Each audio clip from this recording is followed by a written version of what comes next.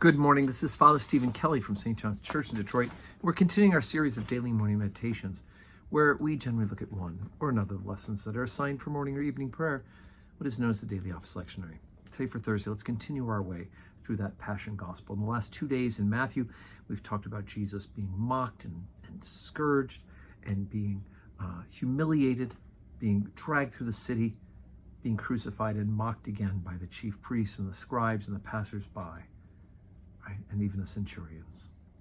And then yesterday, we heard about his time on the cross, the continual mocking and his giving up the ghost, the whole order being temporarily disheveled with the rent of the curtain in half of the temple, some of the bodies rising from the dead, and the earthquake.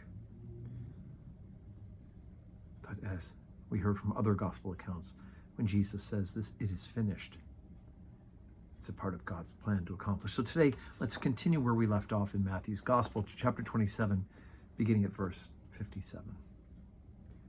When the even was come, there came a rich man of Arimathea named Joseph, who also himself was Jesus' disciple.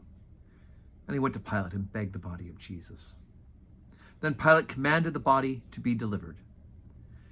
And when Joseph had taken the body, he wrapped it in a clean linen cloth, and he laid it in his own new tomb, which he had hewn out in the rock, and he rolled a great stone to the door of the sepulchre and departed. And there was Mary Magdalene and the other Mary sitting over against the sepulchre. Now the next day, that followed the day of the preparation, the chief priests and the Pharisees came together unto Pilate, saying, Sir, we remember that the deceiver said, while he was yet alive, after 3 days I will rise again.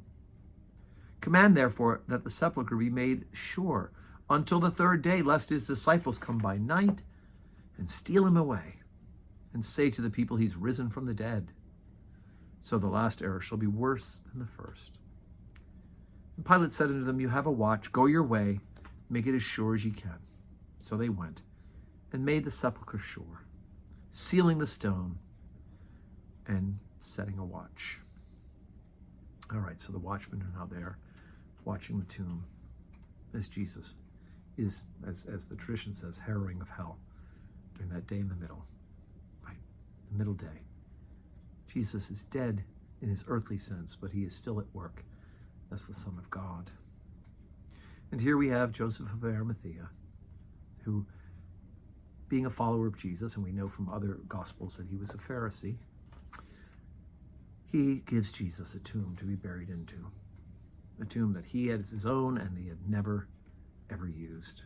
And Mary Magdalene knew where it was, the other Mary, and that'll be important because they'll be the ones who go the next day, right, on the 3rd day, to anoint the body properly once the Sabbath is over, and they will find that he's gone. And, you know, they're even, I find it interesting that the Pharisees and the scribes, they heard Jesus when he said he would rise from the dead. It feels like the disciples don't believe it.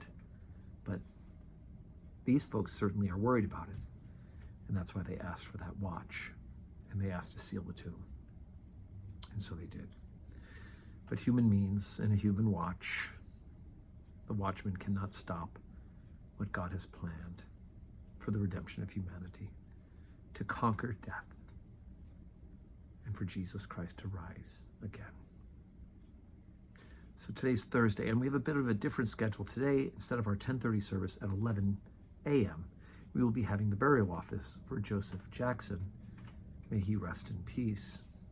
And so, and then at 4 o'clock, we will have evening prayer.